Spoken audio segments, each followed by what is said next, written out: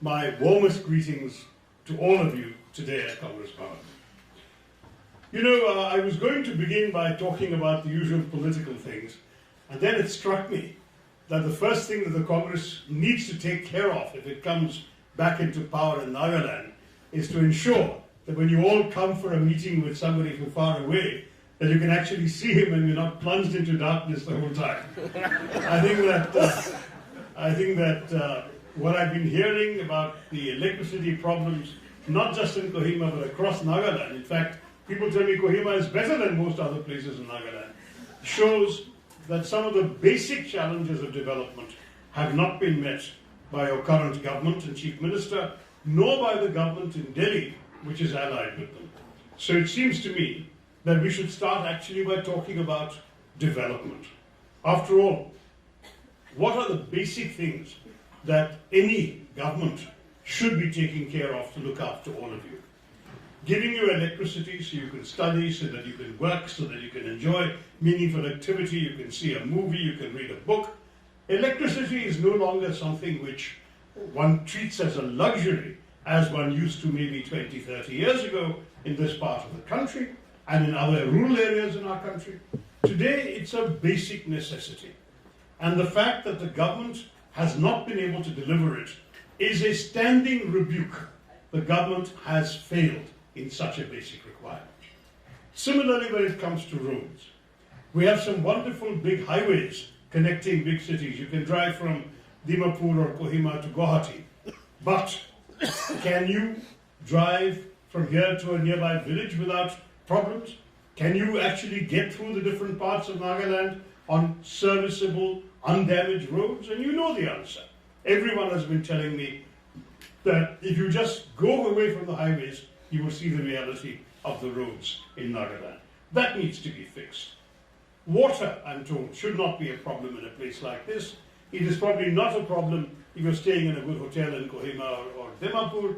But again, when you get into the rural areas, some of the real challenges, I'm told that increasingly, those who can afford it are digging tube wells, but ordinary people are struggling even for adequate drinking water. Such basic essentials are the core needs of any human being, of any families, anywhere. And this is an area in which, sadly, the government has proved shamefully deficient.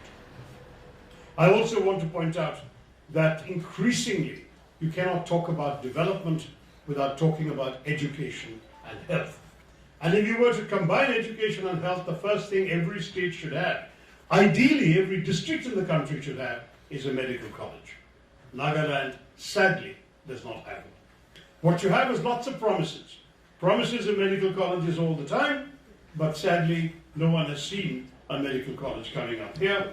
And I'm very glad that the Congress Party in its manifesto, which I have in front of me, has pledged as a commitment that there will be a number of improvements and changes in the education sector, that they will build a medical college within 1 year of the election. They will build a nursing college as well.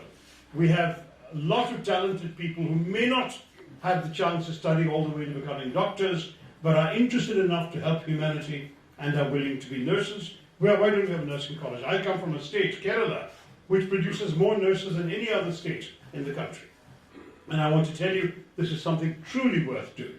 We're also talking about increasing the intake of the agriculture university and adding to it veterinary health. Where you have animals, you need to be able to look after them. You need to train people to be able to do that. And these vets can be produced only in a good institution.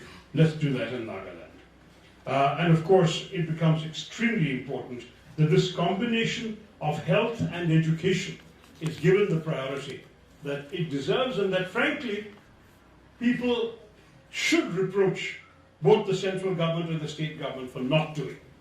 It took the COVID pandemic for the central government to wake up to the woeful underfunding of health across India. When will the state government wake up to how little they have done to look after your health here in Nagaland? I do want to say as well that there are other kinds of education that Nagaland deserves to have.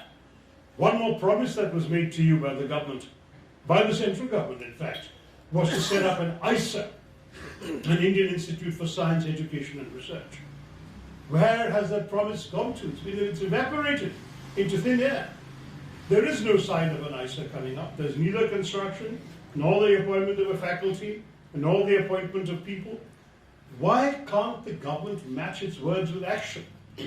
In fact, even on the issue of the High Court, where a public decision was announced with much fanfare that instead of all 7 northeastern states having to go to Guwahati to go to the High Court, that there would be a High Court in every state.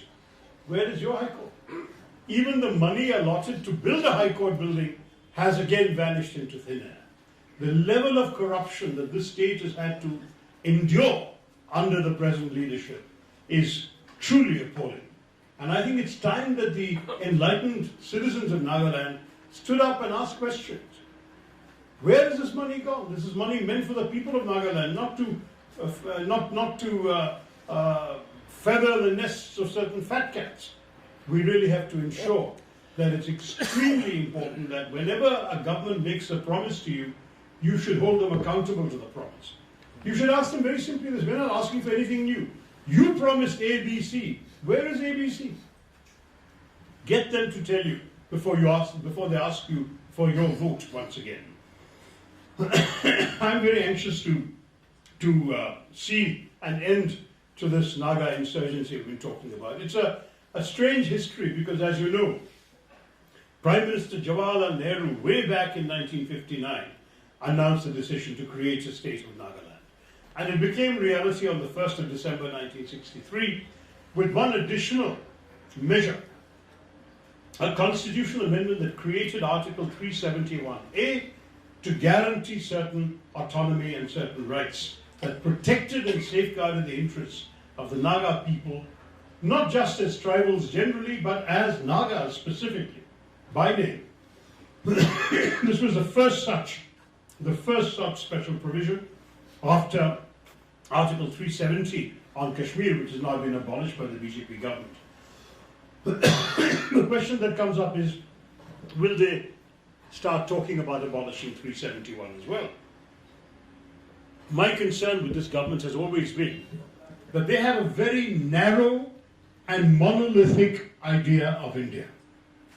It was very interesting. I saw a statement by a minister who's campaigning in Nagaland this week, a minister from Delhi, Rajiv Chandrasekhar, saying that BJP's ideology is the Constitution of India. I said, oh, really?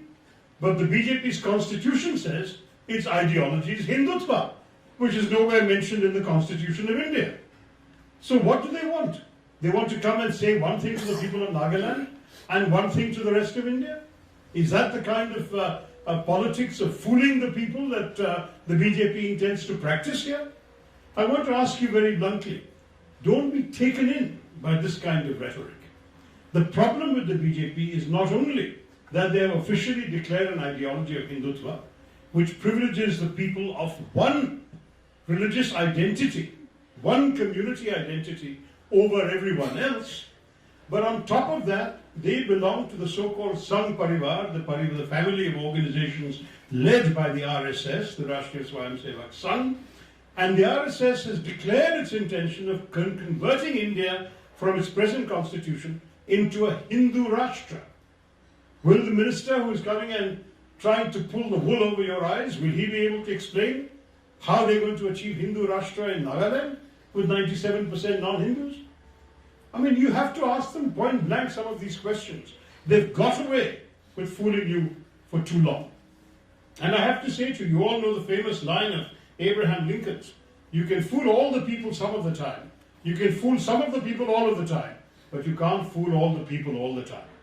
Let not the BJP conceal its basic orientation, which they have said throughout their time in India since they came to power in 2014, that they believe in one nation, one religion, one language, which is Hindi, one leader, which is you know who, and one culture. Now, when we talk about the Constitution of India, we celebrate a constitution that respects our diversity. We celebrate a constitution that says at the very beginning that every citizen of India is equal, whatever your religion, whatever your caste, whatever language you speak, wherever you are born, it doesn't matter. If you're a citizen of India, you have the same rights as Mr. Amit Shah or Mr. Modi or Mr. Chandrasekhar. There's no difference. And therefore, they have no right to preach one thing in Delhi and in the Hindi-speaking states and come here and try and sell you a yarn when they come to Nagaland. That is not acceptable. You must turn back to them and say, are you disavowing what you have stood for throughout your 9 years in power in Delhi? We can't allow this kind of rhetoric to fool the people of Nagaland. And that's very important for all of you to understand. I also want to stress that as far as the conduct of the BJP is concerned, so far we've been talking theory, constitution, ideology, idea of India, and so on. But if you look at the actual content of their behavior, what do we see? We have been seeing a shameful series of attacks on minorities. As recently as Christmas, we've had churches being attacked in Chhattisgarh, in Jharkhand, in Madhya Pradesh. And always the attackers are from Hindutva organizations and ideologies.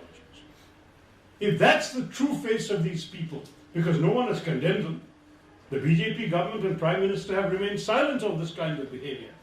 If that's their true face, how can they come to Nagaland and pretend to be something that they're not? I just want to say to you, please understand the reality. Perhaps it takes sometimes some truth-telling to understand that you cannot, in today's day and age, expect to fool the people by saying one thing here and behaving totally differently everywhere else in the country. But that is what the BJP is doing, and doing systematically and doing often. The other issue that I wanted to stress, of course, is that our desire to preserve the special status of Nagaland is all the more important this year, which is the 60th anniversary of the creation of your state. In December of this year, you'll be celebrating a 60th birthday. That is a time when you should be ripe, mature individuals. If you were a person, you'd be contemplating retirement at that time, ready to put your feet up and enjoy all the good things you've done in 60 years. But can Nagaland do that? No, because unfortunately, a lot of the things that needed to have been achieved have not been achieved. Of course, we partially blame the insurgency, which distracted successive governments of India, and it's definitely true that a political solution is overdue. We tried. I must admit the Congress government could not succeed. That Mr. Modi not just tried, but he announced in 2015 that he had a Naga Accord. It was all over. He even called our then Congress President Sonia Gandhi ji and said, I have succeeded where you have not been able to do it. I was in Parliament at that time already, and I heard it. And I was asked by the press when I came out of Parliament, what do you think? And I said, look, we need to have more details. What is in this Naga Accord? Who is committed to it? Is it going to be implemented? How? But if it's happened, wonderful. We congratulate Mr. Modi. As Indians, we want to see an end to the Naga insurgency. But what happened? Did you, to 2015 announcement, because Mr. Modi and his government are very good at announcements, did that materialize into reality? They slowly started walking back. They slowly started backtracking. Instead of a Naga Accord, they said, oh, we have a framework agreement. Then from the framework agreement, they kept walking back further. We're continuing with talks. It took till 2019, and then they announced, both Mr. Modi and his governor here, Mr. Ravi, said, 3 months is all we need to finish this. Well, from 2019, when they made the announcement in August, to 2023, is that 3 months? Come on. How bad is the BJP's mathematics? Right? So you tell me, in these circumstances, how on earth can we talk in terms of this sort of deception, which is what really it is. So I just wanted to end, because we've been talking for quite a while now, and I want to really interact with you and take your questions. That as far as I'm concerned, my concerns remain all of these issues that I've raised in front of you. Because to my mind, if we can find a political solution, then a lot of the other kinds of development challenges we talked about can be better fulfilled. You deserve better. The Naga people, frankly, are admirable, they're courageous, they're strong, they are very, at the same time, compassionate and gentle. You deserve better than this kind of deception, corruption, dishonesty, and inefficiency that have been your lot ever since Nagaland became a state. And I would say to you that you really have seen for the last decade how many things could have been done that have not been done. And you've seen some people prospering while the general public has remained sadly neglected. The time has come to change this. Now I know that some of you say, but the Congress party is only contesting 23 seats. How can you even come to power? What's going to happen? But you know, we have not forgotten the era of coalitions. If you give the Congress party enough seats, if young people like Meshendo Lo and Meshendo Kat and others are given an opportunity by you to raise your voice and your concerns in the assembly, support will come. Other parties with like-minded thinking will also want to join us. And I'm fairly confident that we will be able to give you an alternative. But even if the alternative is just a strong opposition voice, isn't that better than the situation you've seen for the last 5 years, when you had India's only assembly without an opposition? There is no state in India where there is no opposition, except in Nagaland, where the entire assembly has been cajoled or cudgeled into supporting this government. Now that's not the democracy in any stretch of the way. I remember talking to a Naga elder once, who told me, he was telling me stories of walking through the forests in Nagaland. He said, you know, you could very easily get lost. Even if you're an experienced person, you can easily get lost in the forests of Nagaland. But he said, what you have to do is not panic. You have to stay very silent and listen. And if you listen, you will hear a soft, faint, not very clear sound. And that sound will lead you to safety. It was a very interesting story, and it struck me that indeed, that's what we should be doing in politics. Sometimes we do feel lost in the forest. We have no MLAs in an assembly today. That's a shocking situation. But if we listen to you, the people of Nagaland, if we listen to what you want, I'm sure that your sound will not be faint and indistinct. It will be clear and loud. You want change, you want progress, you want development, you want a solution to all the long-running problems, you want an end to corruption, and you want hope. That's what we must represent in the Congress Party, the politics of hope. And I say to you today, that's what I've tried to stand for throughout my 15 years in Parliament, is to speak for hope, to speak for a better India tomorrow, and here today to dream with you of a better Nagaland tomorrow.